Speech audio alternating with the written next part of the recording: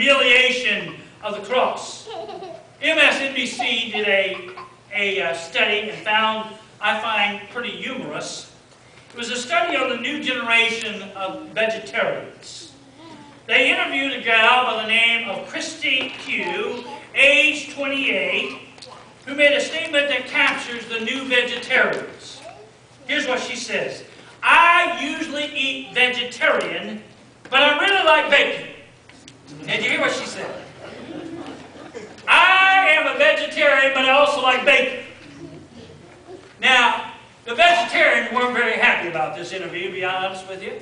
And so the new generation of vegetarians came up with a new name.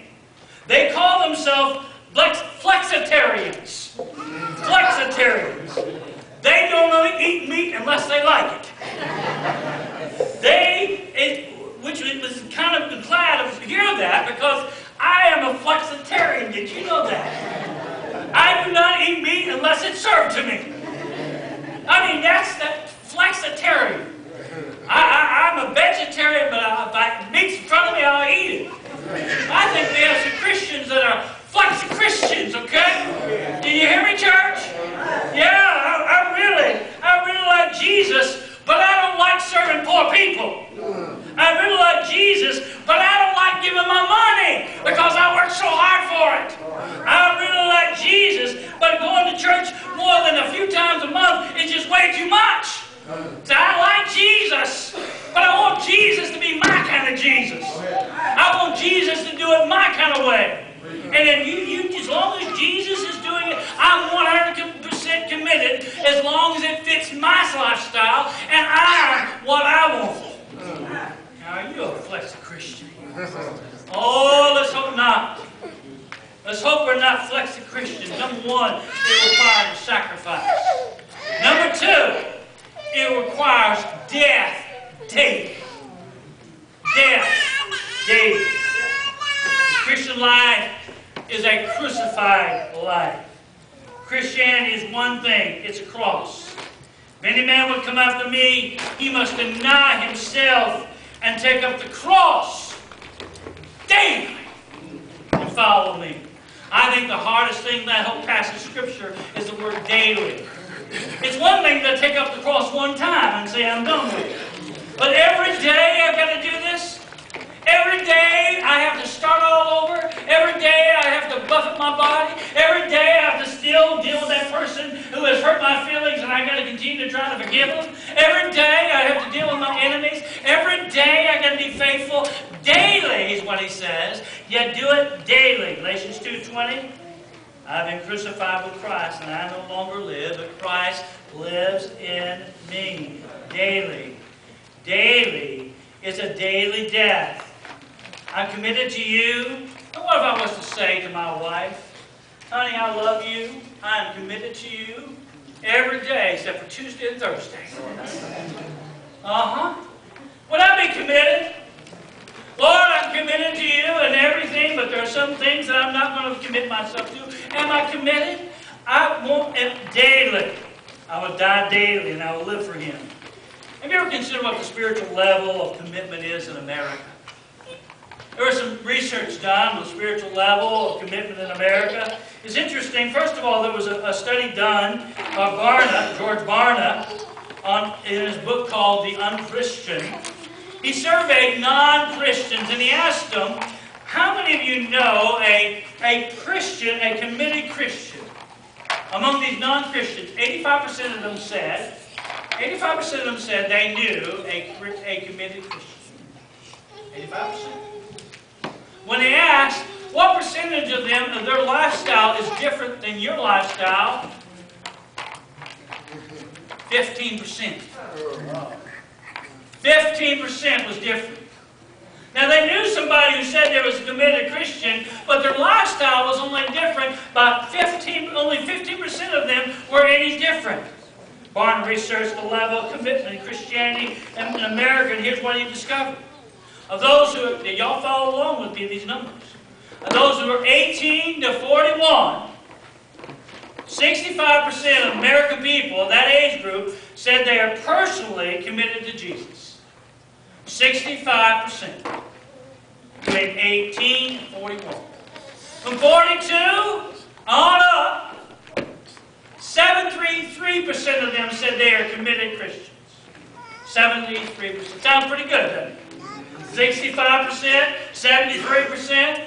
Now they were asked the question, what percentage of you are absolutely committed to Jesus? Between 18 and 41, it dropped to 29%. Oh, that's 65%. 29%. Of those who are over the age of 42, it dropped to 48%. In other words, half of them are absolutely committed to Jesus. Absolutely committed. Then they asked another question. What percentage of people believe absolute truth is found in the Bible? What percentage of people believe absolute truth is found in this book? This should be high, right? When we talk about absolute truth, that Jesus lived a sinful life, that God is all-knowing and all-powerful creator of the universe, and still rules today, that salvation is a gift from God, and it cannot be earned. Satan is real. Unchanging moral truths exist. Christians have a responsibility to share their faith. The Bible is accurate in all its principles and teaching. The number between those 2 years old and older, the percentage of them who believe in absolute truth is found in the Bible, the Christian worldview, 9%. Did you hear that, church? 9%. Those who's 18 to 41% believe in absolute truth that's found in the Bible is 3%. 3%. They need to go back and look at the figures, right? Now that's what they found. It reminded me sitting in front of a couple who wanted to get married. They want to get married. We're talking about their vows. And she said, would you mind changing some of the vows for me, please? Would you mind changing that part that says, for rich or for poor, you never know what might happen? And he said, while you happen, would you also change that part there about forsaking all others? Could we just take that out?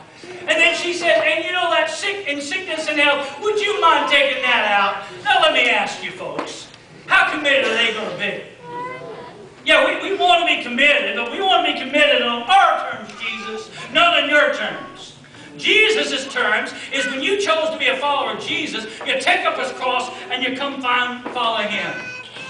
Continuing on with some of that research, they found that, you ready for this one? There's no difference between the Christians and non-Christians concerning morals. In fact, they call it statistically equal. Christians and non-Christians and their lifestyles and moral choices were statistically equal. When asked to identify the activities of the last 30 days of both groups, here's what different ones would say. Over the past 30 days, Christians were statistically just as likely as non-Christians to gamble, to visit a pornographic website, to take something that didn't belong to them, to be involved in physical abuse, to have been legally drunk, to have said something that wasn't true. They were just as likely to be mean to another person as a non-Christian. Now that's surprising.